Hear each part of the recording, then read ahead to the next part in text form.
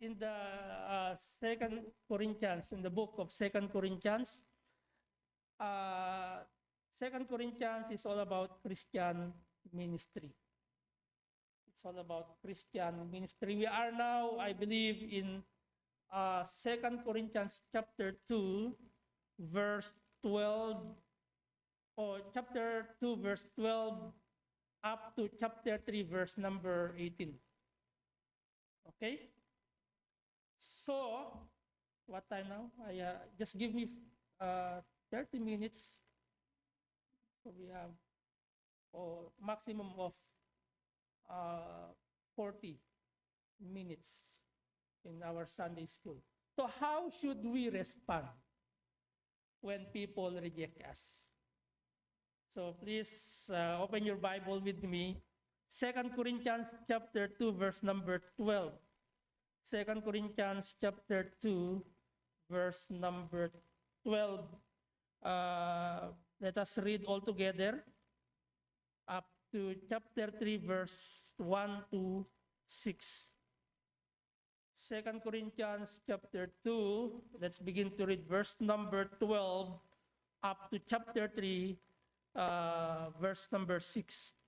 Are you all there? You may be seated. We'll just read all together. Let's read, begin.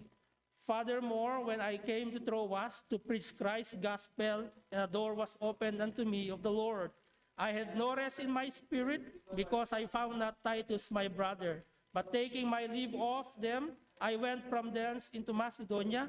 Now thanks be unto God, which always causeth us to triumph in Christ, and maketh manifest the Savior of his knowledge by us in every place. For we are unto God a sweet savour of Christ, in them that are saved and in them that perish. To the one we are the savour of death unto death, and to the other the savour of life unto life. And who is sufficient for these things? For we are not as many which corrupt the word of God, but as sincerity, but as of God, in the sight of God speak we in Christ. Chapter 3, verse 1. Do we begin again to commend ourselves? Or need we, as some others, epistles of commendation to you, or letters of commendations from you? Ye are our epistle, written in our hearts, known and read of all men. For as much as ye are manifestly written not with ink, but with the Spirit of the living God, not in tables of stone, but in fleshly tables of the heart. And such trust have we through toward God.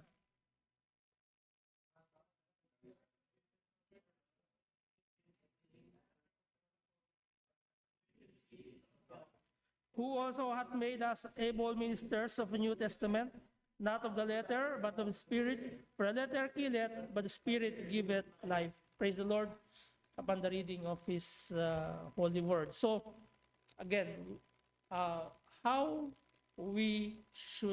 should we respond when people reject us, according to the passage? How should we respond when people reject us? Paano ba tayo mag-respond o sumagot kapag tayo ay ni-reject ng tao?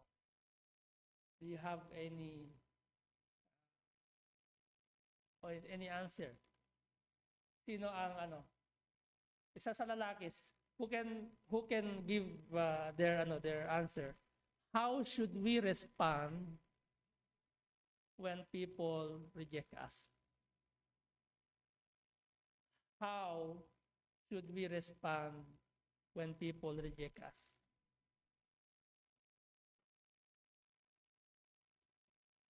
Brother Jonathan, do you have answer?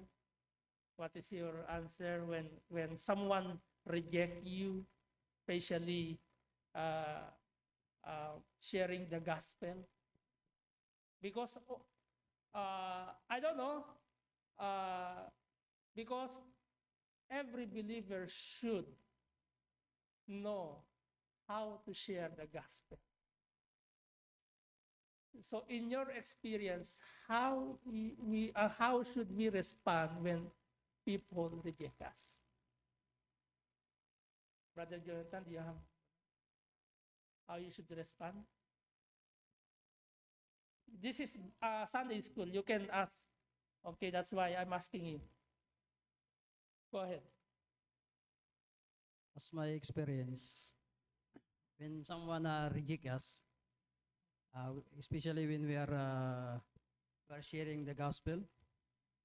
So what I did, I just continue, even what they are thinking, I just continue sharing to them. Only God can touch them because you know that we are not saving them. Only God can save them. Save them. So something like that. Okay. Just continue sharing. Just continue sharing with them. Even What they are about not- Brother Kevin? Do you experience sharing the gospel, or do you lead someone, or do you share to someone and reject you? So what is your response? How you should respond to those people who reject you? When Jesus was training his disciples, he told them to knock the dust off your feet and go to the next place. Ah, amen. Thank you very much. What about the ladies? How should you respond when people reject? Because all of us, okay, a ministers of a new covenant, okay, especially gospel ministry, we experience a lot of rejection, persecution. But how should we respond to that case, to that issue? Yeah, praise the Lord. I have crossed to this kind of things when I go. Some people they will reject, but still, I will tell them I'm still coming back. I tell them I will become friend with them. From friend, I will still go back until they accept me. Yeah, it's the Lord. Okay.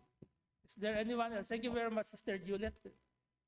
Can you share your thoughts, your experience, how you respond to them? What about Brother Benji in Kuwait? Brother Benji in Kuwait, Brother Kevin, we are banned in Kuwait, so we try a lot of time to attempt to go to Kuwait, but it's still closed for us. So only the one who can go there is the West people, European and American, so they can go there. So Filipinos or Asians it's not possible to enter there as a tourist. But only they will accept a direct hire. So if you apply in Philippines and they will hire you in there, they can take you. But tourist, there is what do you call this? There is barrier. So that's fine.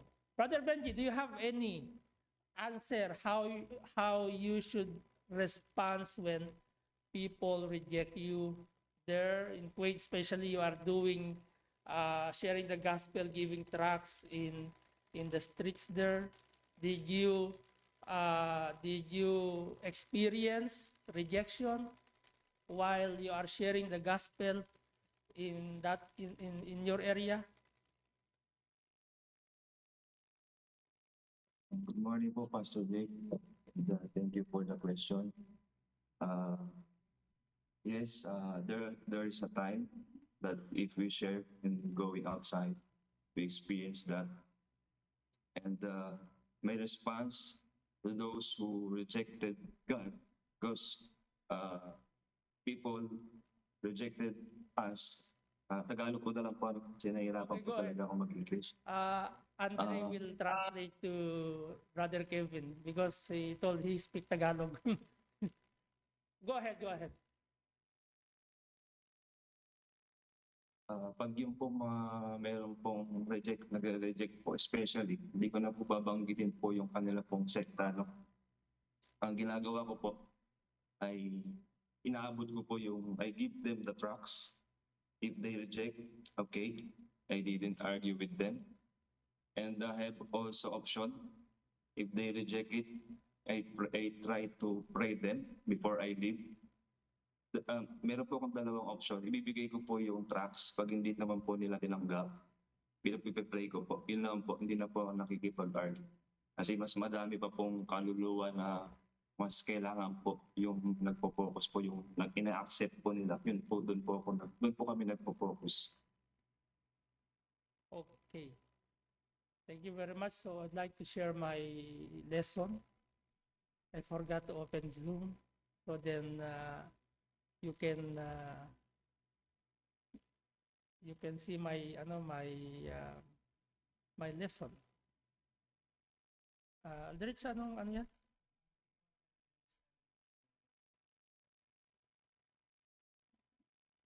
Ha?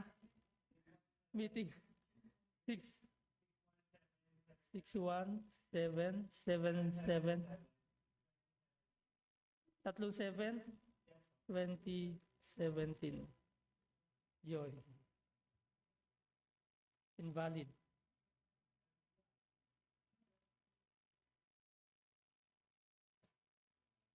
Yun.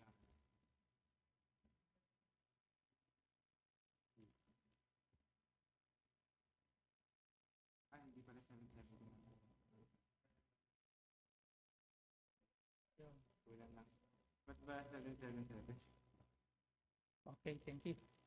So I will share my Recording in progress. just let me share my in the share screen. Send request is not paki-enable ako, paki-enable ako.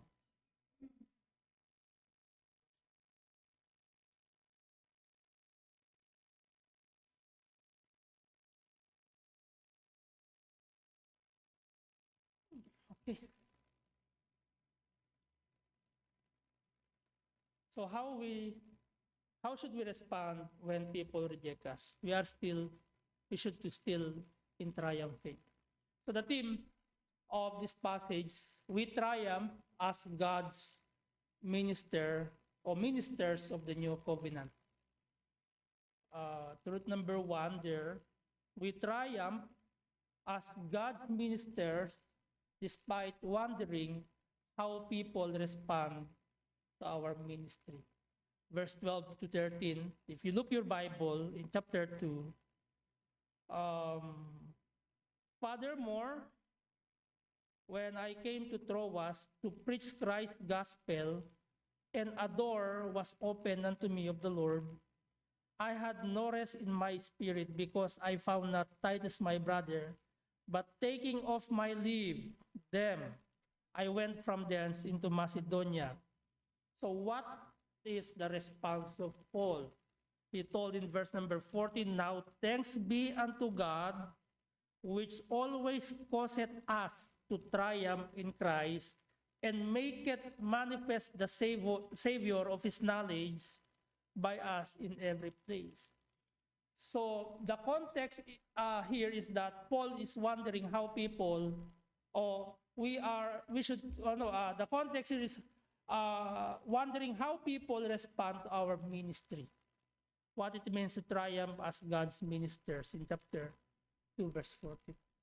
So all of your answer is yes. Sometimes, or many times, we reject, we've been persecuted, we've been criticized by someone else, our ministry, but the one who caused us to triumph is God. In every place you go, we cannot avoid avoid those people around us to have a bad expression to us. Because during the ministry of the Lord Jesus Christ, while Jesus Christ on earth, he received a lot of persecutions. especially to his own fellow you. Okay? We are not exempted to that kind of expression, to that kind of uh, bad expression or rejection or persecution. Okay? So here, the encouragement here in our passage is that in verse number 14, God, God which always causeth us to triumph in Christ and make manifest the Savior of His knowledge by us in every place. So that in chapter 2. So what are the aroma of Christ in chapter 2, verse 15? Letter A, we are the aroma, or another terminology, we are a sweet-smelling savor of Christ. If you are you let God use your life for this ministry. Okay? That's why we encourage everyone to be part of the gospel ministry. Yes, we are we have levels of spiritual maturity, or we have indifferences. Some of you are very shy. Okay, you are not confident to tell to someone about the Lord Jesus Christ. We are not. We are shy to tell to our friends that Jesus Christ is the Savior. Jesus Christ died and rose up again. When sometimes you try to tell to someone, your lips is shaking, your heart is racing, your knee is shaking as well, because you are shy to tell. But actually, according to Paul in Romans chapter 1, verse 16, he encouraged us that we should not ashamed of the gospel of Christ, because the gospel of Christ is a power. Okay? It gives power. It gives it gives confidence to it gives confidence to share the gospel. But sharing the gospel to others is our responsibility. Who do you think will share the gospel? The pastor only? The elders of the church only? The deacons of the church only? Or it is a responsibility of everybody that God enabled, or that God say, those saved believers, right?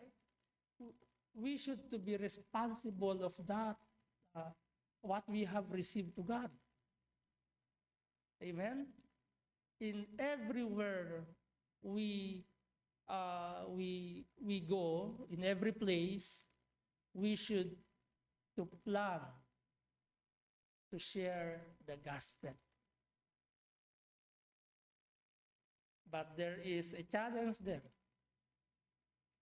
Okay, here in UAE, our challenge is we cannot penetrate the Arabs because of their strong personality, strong doctrine of their beliefs. When you just open your mouth, there is just two things. You will go home, you will deport, you are black in this country, or you will go to jail. That's very challenging here. We tend to do, we try it, but when you just open your mouth about Jesus Christ, you will receive a lot of opposing. You will hear a lot of opposing. That's very challenging here. right? When you want to try your ability by sharing the gospel, come here try here in the Arabs. You know, there's a lot of approach we can do to them. We don't need to debate. We don't need to argue with them. All we have to do is to pray, to make friends with them, to show a good testimony with them. Amen. In every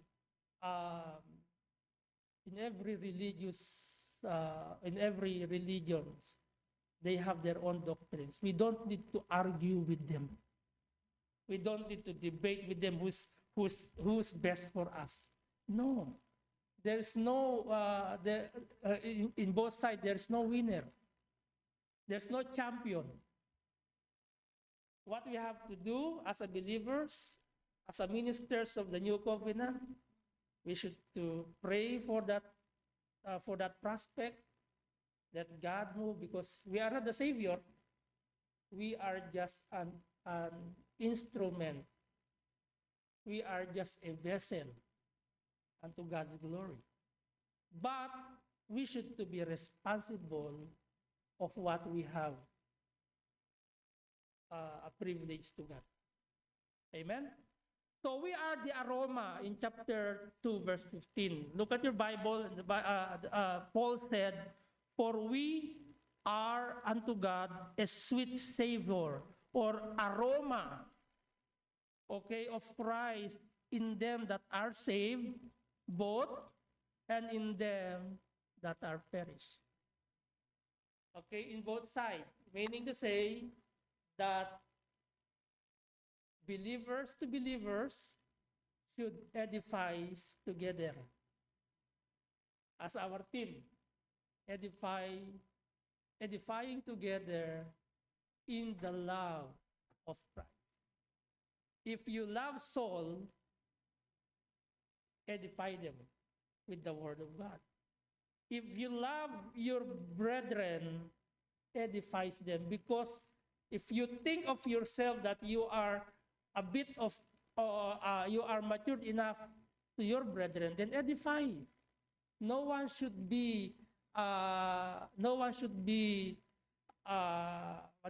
immature here, because you are there to edify her or to edify him, to bear his or her burden, or to help those weak, to help those brethren that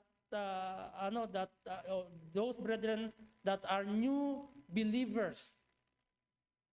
You should edify. That's why that is the importance of one-on-one discipleship. Amen. You teach them how to share the gospel. You teach them how to give their treasures to God. But first and foremost, we should to be a good testimony. We should to show or to demonstrate our service first to God. Amen. So again, we are the aroma of Christ to both those being saved and to those being perished. In verse number 16, to the one we are the savor of death unto death. And last month, it's been the theme, or it's been the discussion in our other satellite, with our outreaches regarding soul winning or evangelism. And we also performed, and last month, or during last 6 months, we've been go to another place to share, to evangelize our friends, our co-workers, even those persons we don't know. We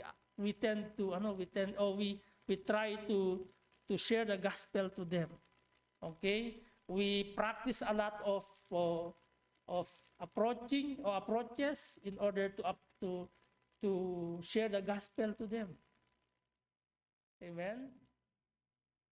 We should to practice a different approach because there's a different situation we can encounter. Like when you are in the airplane, what you are doing, what approach you can approach to the one, especially your seatmate in the airplane.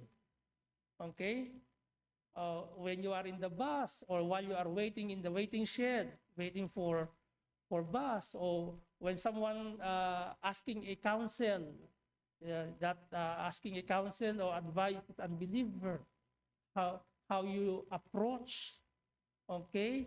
Or in Philippines, we have a hospital ministry. How we approach those already in coma, okay?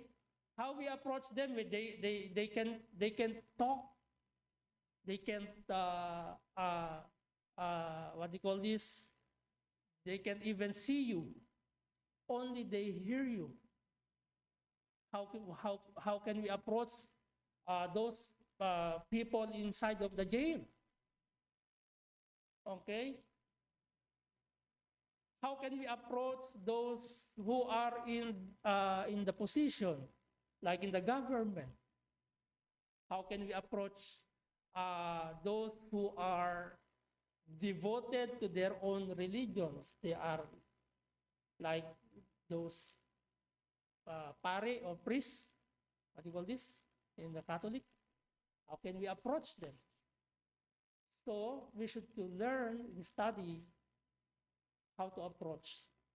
It depends on the situation, or situationally.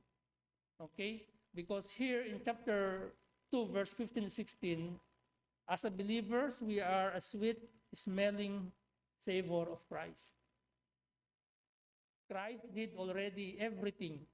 He laid the foundation through the apostles and prophets. He laid the foundation because he is the cornerstone. He already give it to them, and now it's in our time. We are the one who should to spread the gospel.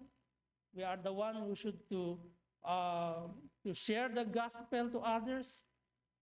Okay, they started, the apostles started, the prophets started, the apostles started. The Lord Jesus Christ laid down that foundation.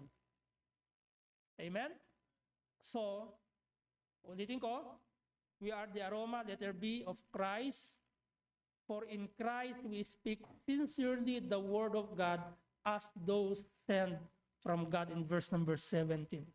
We are not as many which corrupt the word of God, but as of sincerity, but as of God, in the sight of God speak we in Christ. Well, there's no wrong studying in Bible school college. That's not wrong. That's good because it will help you to gain knowledge and to know deeper about God. But if you just want to gain knowledge and you don't perform it, and you don't use it to glorify God, and you just want to gain knowledge or to gain wisdom, then it will not be, or it will not be, what you call it, it will not sense. There's no sense, I should say. Okay?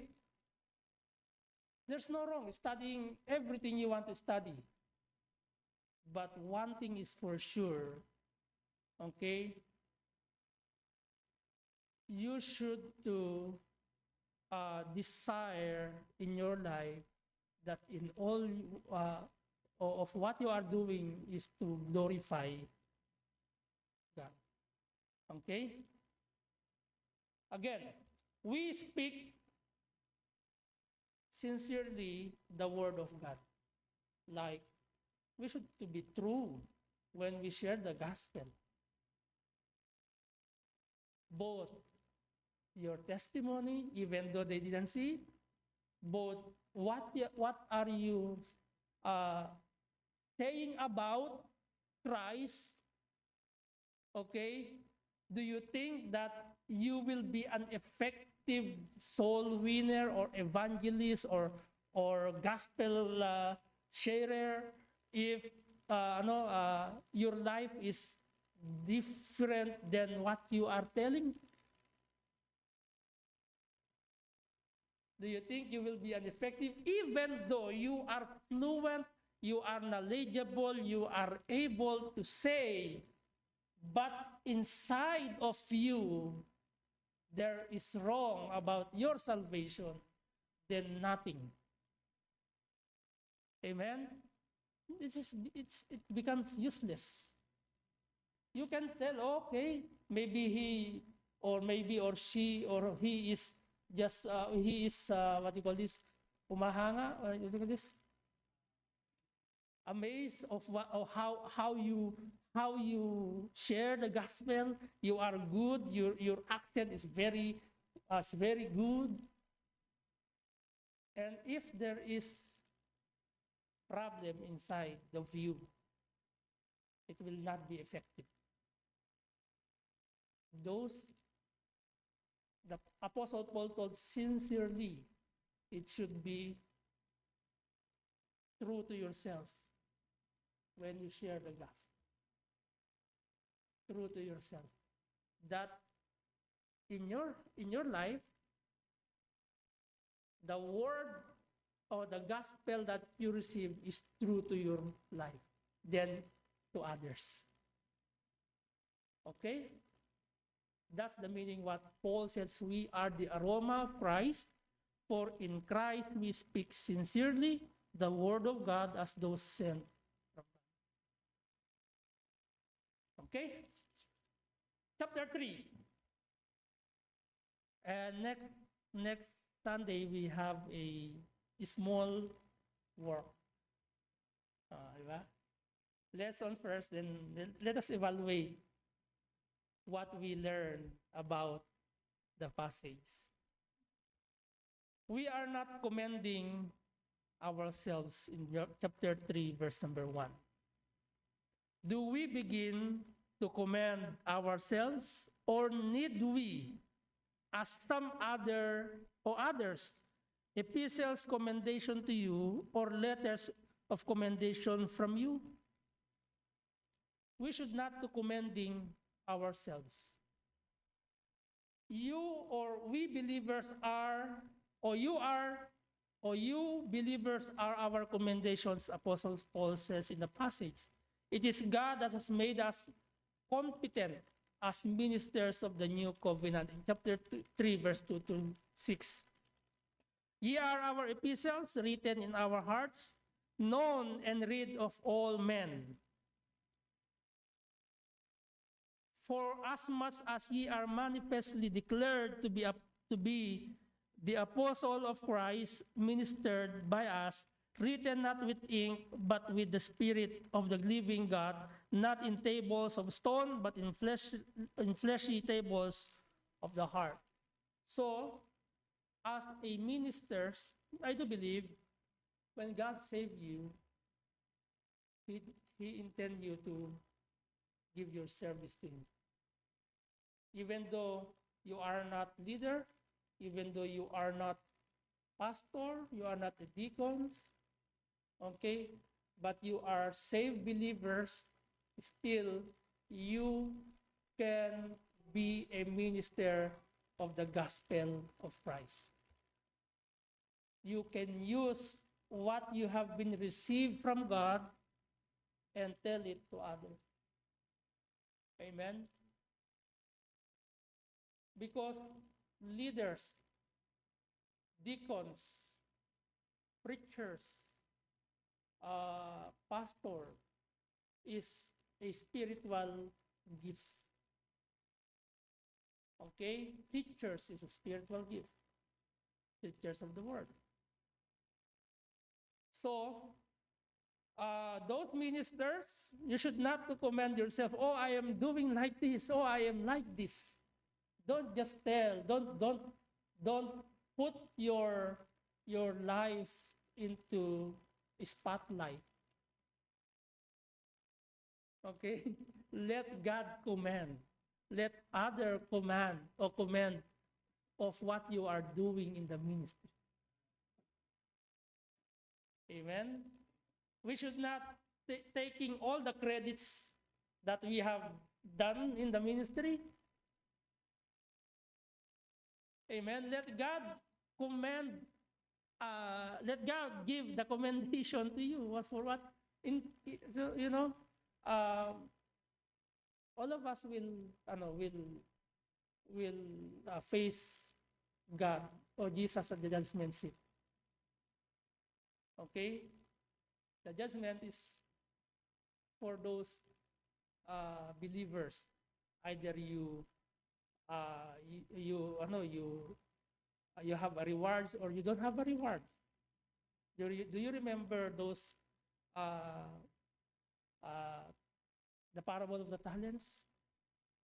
What the Lord or the Master says to those who are responsible enough to those talents they receive. What the comments of God of the Master? Well done, right? Who commending? The Master. So let God commend of what we are doing in our ministry. You know, I don't know. For me, I don't seem to see those who are for me pastor recognition or appreciation. For me, it's not a big deal if you don't appreciate me as a pastor. It's not a big deal for me if you don't recognize me. Just respect the office of the pastor. That's enough for me. Okay? Because I heard for someone that if you want to be blessed, then make a program that let your church recognize you or appreciate you in that day. Sorry, it's not me. I will not do that because what I have do in the service of the Lord is for the Lord, not for you. Amen. So that's for me. Okay. Appreciating or we have a recognition day for the pastor. I don't think so. Okay. But I'm not saying that others, I'm not disagree for others. But for me, that's why I'm asking you, do not put my name into the place that God's place. That's not the place that where I am. I am just a servant. We are just a servant. We are all both servant. Okay, and we have a what do you call this? A shepherd, a chief shepherd. That is the Lord Jesus Christ. Let God glorified in the place where He's, where is He. Don't put or don't place your life in the place that maybe they will only they will recognize you as a pastor, but or as a leader of some deacons, but they don't recognize God in their life, and that's wrong. Okay, amen. So believers are believers are our commendation. It is God that has made us, in letter A, competent as ministers of the new covenant. Since we are confident that the Spirit's ministry to work in us is glorious, we are confident to reflect the Lord's glory. Okay, that's another in chapter 2, verse 7 to 11, the new covenant is of the Spirit who gives life, and it is more glorious than old covenant. Okay, chapter 2, verse 7 to 11. So, can you please open in chapter 2? I will read it to you. So, that contrariwise, he ought rather to forgive him and comfort him, lest perhaps such as a one should be swallowed up with overmuch sorrow. Wherefore, I beseech you that ye would confirm your love toward him. For to this end also did I write, that I might know the proof of you, whether ye be obedient in all things. To whom ye forgive anything, I forgive also. For I forgave anything to whom I forgave it. For your sakes forgave I it in the persons of Christ, lest Satan should get an advantage of us, for we are not ignorant of his devices. So the new covenant of the Spirit who gives life, and it is more glorious than old covenant. It is typographical error.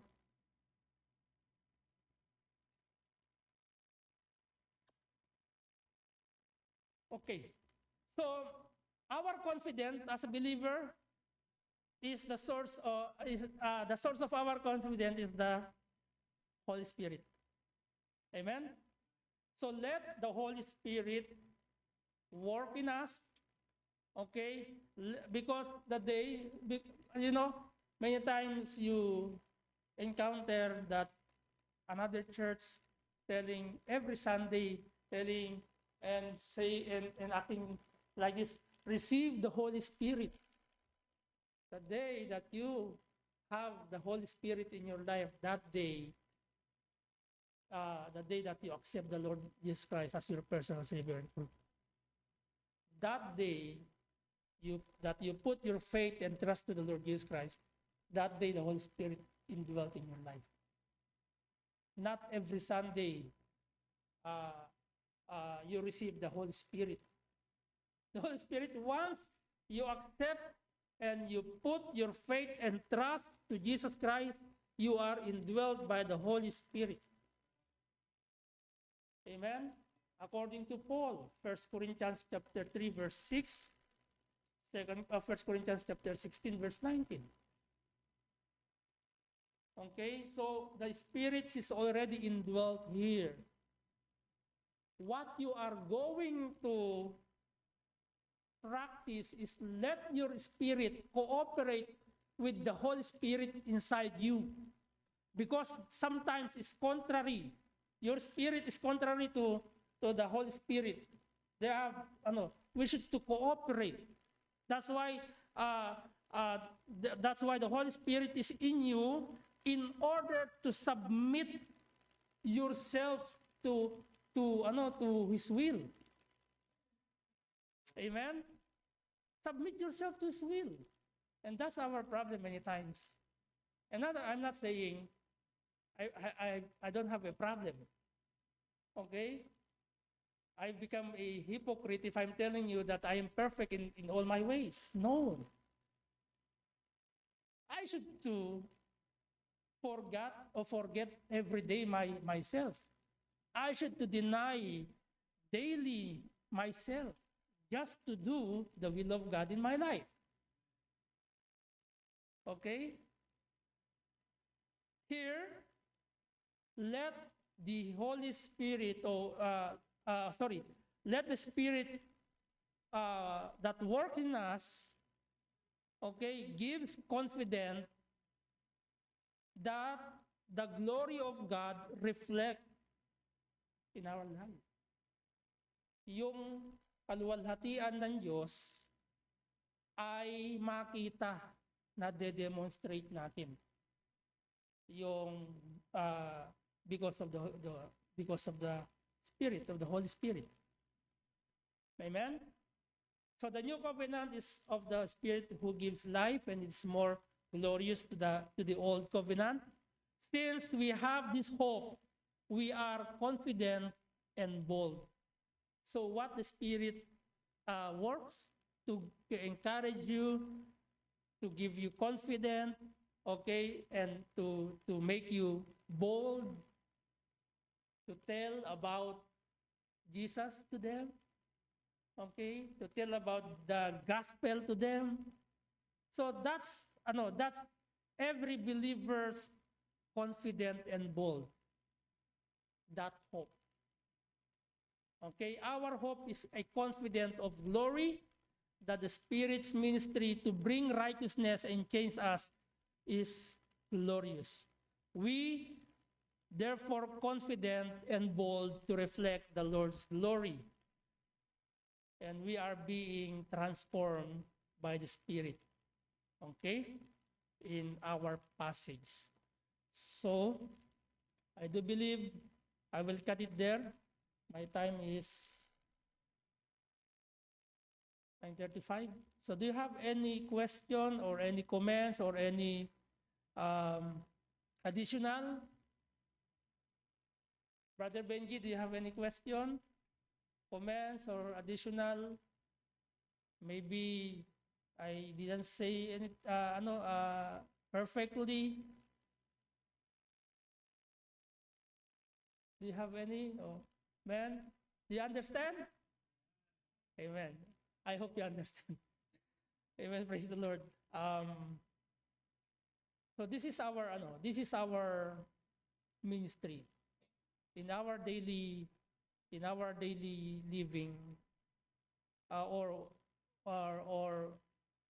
when we respond to those people who reject us, we should to be in triumph, because God causes us triumph in every situation or bad situation we face in our life. Okay? Don't worry. It's just a bad words you can hear to them. They will not kill you. Even they will kill you. Don't worry. It's not lugi. It's not what you call this. It's not a waste. It's not vain. Because if they kill you and you are sure that when you die, you go to heaven, then it's not vain. You will go to the Lord. Amen. You will be in the Lord. So that's the good thing. All right. So if no one else, let's pray and let's have a short break. We will start our worship service at 10:30. Okay. So our second part is a worship service. Let's all pray. Let's go to God in prayer. Gracious Father in heaven, Lord, we thank you for this opportunity you have given to us this morning. Thank you, Lord, for blessing us with one day you give to us to be in the church, to worship you in spirit and in truth, and of course with all sincerity, oh God. We thank you, Father, for the promise of life, the eternal life you have promised to us through the Lord Jesus Christ. We thank you, Father, that you save our soul through the gospel of Jesus Christ. We thank you, Father, for your love and for your mercy to us that you bestowed to us, even though we are not worthy to it, oh God. Thank you, Lord, for your goodness to your children. May your name be glorified and magnified in our midst. And as we have a short break, we pray the Father for the coffee that we take, or the water that we drink, and the food that we eat, oh Lord. May you bless this food for the nourishment of our body. In Christ's name we pray. Amen. Thank you very much. Let's have a short break. Okay, 10:30 we'll resume our second part. That is worship service, and enjoy the fellowship with the brother. Thank you very much, Brother Kevin, and welcome to UAE again. Brother Benji, let's have a short break, and then we will resume 10:30.